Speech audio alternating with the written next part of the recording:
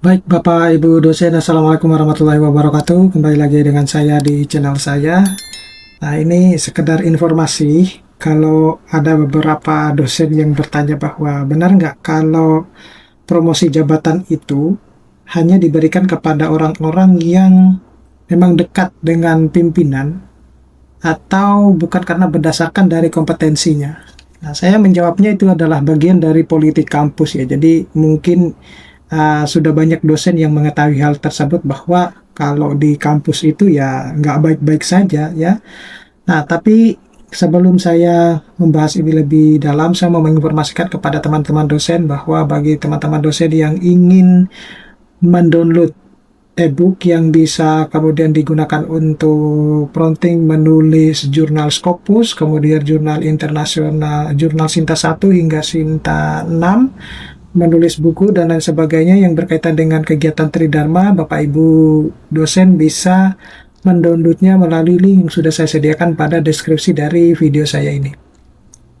Jadi tanpa panjang lebar Bapak Ibu dosen, yang pertama dulu adalah inti dari permasalahan ya. Jadi banyak yang beranggapan bahwa promosi seseorang ya untuk naik jabatan misalnya ataupun untuk mempercepat ataupun untuk memperlancar jenjang jabatan akademiknya seringkali hanya dilakukan berdasarkan dari kedekatan dengan pimpinan ya.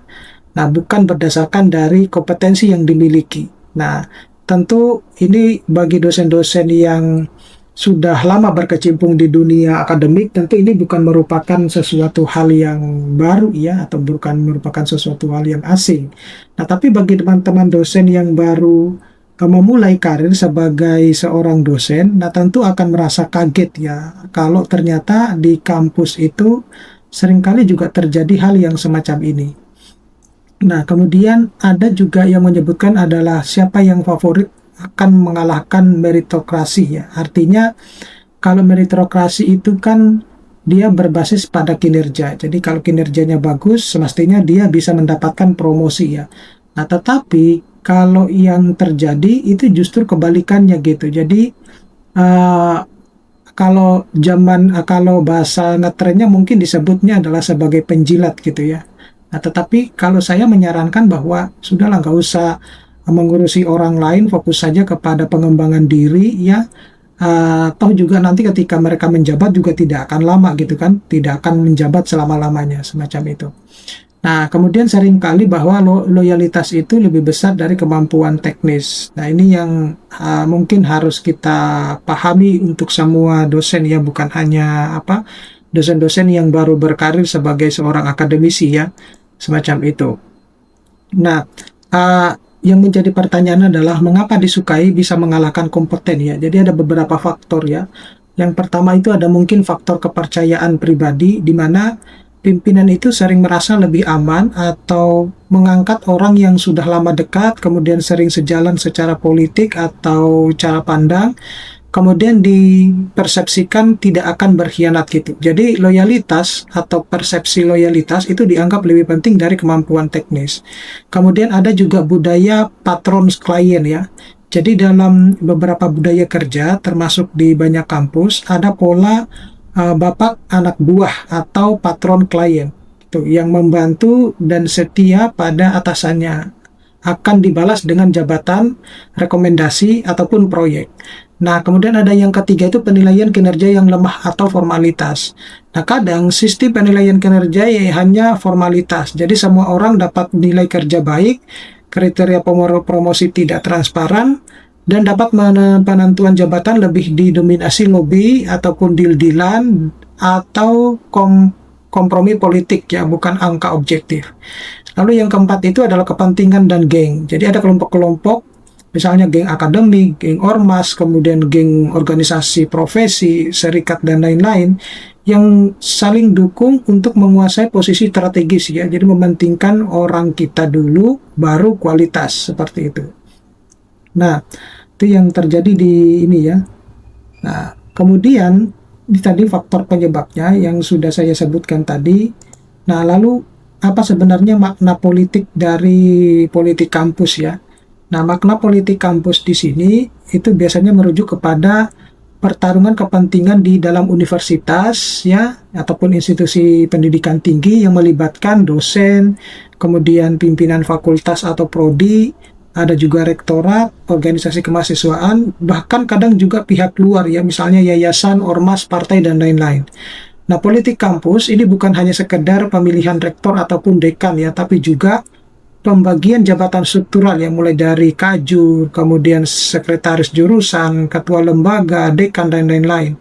Nah, penentuan tim-tim strategis juga ikut terlibat di dalamnya ya, seperti tim kurikulum, tim akreditasi, tim proyek, hibah, dan lain-lain. Ada juga pengaturan anggaran dan program ya, siapa dekat dengan kegiatan, siapa yang dapat kegiatan, maka hibah atau proyek tersebut juga akan lebih mudah didapatkan, seperti itu. Nah, kenapa politik kampus ini bisa menggeser profesionalisme ya? Misalnya jabatan sama dengan akses sumber daya. Jadi jabatan di kampus itu seringkali berarti akses ke informasi, kemudian akses ke jaringan, akses ke dana atau proyek, serta memiliki pengaruh dalam kebijakan ya, baik dalam rekrutmen dan lain-lain. Nah, oleh karena itu, jabatan umumnya menjadi rebutan dan politik menjadi intens gitu. Kemudian yang kedua itu ada intervensi kepentingan di luar akademik. Ya, seperti misalnya melibatkan yayasan atau pemilik organisasi luar, bahkan partai politik, yang kadang punya kepentingan siapa yang duduk di posisi strategis gitu. Nah, hal-hal ini itu membuat proses promosi dan pemilihan jabatan tidak murni akademik lagi. Nah, lalu yang ketiga itu adalah koalisi dan kompromi. Jadi, supaya organisasi tetap aman dan tidak konflik terbuka, maka pimpinan itu mungkin membagi jabatan sebagai kompromi ke berbagai kelompok ya. Bukan siapa yang paling kompeten, tapi bagaimana semua kubu itu dapat jatah, seperti itu. Nah, dampak negatifnya seperti apa? Jadi, dampak negatif ke individu, ke budaya kampus, dan ke mahasiswa ya. Terutama misalnya kalau dampak ke individu yang kompeten tapi tidak masuk lingkaran, ya akan menyebabkan frustasi dan demotivasi. Dimana ngapain capek-capek bekerja ya, kinerjanya toh juga naik-naik, toh juga tidak akan dinilai gitu ya, atau tidak akan dianggap gitu. Kemudian cynicism ya, cynicism itu munculnya kalimat yang paling jilat ya, atau bukan kerja jadi bisa disebut sebagai penjilat gitu. Kemudian ada brain drain ya, hilangnya talenta. Nah, orang-orang baik itu bisa mengurangi kontribusinya, misalnya kerja minimalis, pindah ke institusi lain, fokus ke hal di luar kampus, misalnya bisnis, proyek, pribadi, dan lain sebagainya. Ini yang banyak dilakukan ya, artinya pada akhirnya banyak-banyak dosen-dosen itu ya pindah ke kampus-kampus instansi yang lain. Tapi ini juga tidak mudah ya, karena ada beberapa yang sampai tidak dikeluarkan ininya, surat lolos butuhnya. Kemudian kalau dampak ke budaya kerja kampus ya, misalnya budaya ABS ya, asal bapak senang, jadi orang belajar lebih mengutamakan sikap menyenangkan pimpinan daripada mengutamakan kebenaran dan kritik konstruktif ya. Inovasi juga lebih rendah, di mana orang dengan ide kritis dan inovatif bisa dianggap mengganggu stabilitas, kemudian tidak dipromosikan, kemudian bahkan lama-lama bisa memilih diam gitu. Nah, sehingga menyebabkan mutu manajemen itu menurun. Jadi jabatan dipegang oleh orang yang mungkin kurang memahami manajemen, kurang menguasai substansi bidangnya, bahkan lemah dalam integritas ya. Pada akibatnya keputusan strategis itu bisa keliru, kemudian perencanaan lemah, konflik internal yang banyak. Nah, lalu seperti apa dampaknya kalau ke mahasiswa? Nah, kalau ke mahasiswa itu kebijakan akademik bisa bias ya, kepentingan tertentu, kemudian kualitas pengajaran dan pembinaan bisa juga menurun, maupun fokus bergeser dari peningkatan mutu ke jaga posisi dan kekuasaan, seperti itu. Nah, lalu seperti apa kalau misalnya cara menyikapinya? Jadi, cara menyikapinya ini bisa dengan melakukan berbagai macam pendekatan ya. Jadi, bedakan antara paham politik dan ikut kotor. Jadi naif ya, menolak politik total, tidak mau berelasi, tidak mau membangun jaringan, lalu marah karena selalu tersingkir. Nah, kotor itu ikut main intrik, menjatuhkan orang, menjilat, dan memfitnah. Jadi ada posisi tengah yang lebih sehat ya. Jadi melek politik, tapi tetap beretika, paham peta kekuasaan, paham siapa memegang apa, membangun relasi baik, tetapi tetap menjaga integritas dan kompetensi. Nah, lalu juga bisa membangun 3 hal sekaligus ya, misalnya kompetensi, integritas, dan jejaring gitu. Jadi pilih kompetensi, integritas yang baik ya, dan jejaring yang sehat. Atau pilih pertempuran yang layak diperjuangkan. Jadi tidak semua ketidakadilan itu bisa dilawan frontal ya. Kadang perlu kita strategis ya, timing dan aliansi menentukan mana isu yang penting untuk diperjuangkan, mana yang perlu dilewati dulu gitu. Kemudian jangan biarkan sistem itu merusak kesehatan mental. Jadi valid untuk merasa kecewa, marah ataupun muak, tapi jangan biarkan diri terjebak dalam sinisme yang membuat kita tidak berkembang, mengabaikan keseimbangan hidup di luar pekerjaan. Jadi bicara dengan rekan yang bisa dipercaya, senior yang bijak, atau jika perlu profesionalis ya, baik psikolog, konselor bila tekan sudah terlalu berat gitu. Nah, maknanya dari secara keseluruhan itu adalah promosi jabatan itu hanya diberikan kepada orang yang paling disukai, ya bukan yang paling kompeten. Begitulah yang disebut dengan politik kampus. Jadi bisa menafsirkan sebagai kritik terhadap sistem promosi yang dianggap tidak adil dan tidak objektif ya.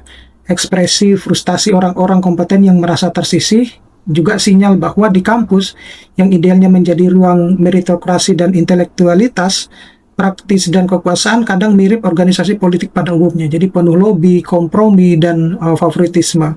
Nah, tapi penting juga untuk menyadari bahwa tidak semua kampus seperti ini ya. Dan sekalipun ada politik, masih mungkin ada ruang gerak untuk orang-orang yang mau tetap berkompeten dan berintegritas. Jadi menyadari realitas politik itu bukan untuk membuat kita pasrah, tapi supaya kita lebih strategis dan tidak naif. Oke, saya kira cukup sekian Bapak Ibu dosen. Mudah-mudahan ini bisa bermanfaat. Nanti kita akan ketemu pada video-video selanjutnya. Saya Iri, Assalamualaikum warahmatullahi wabarakatuh.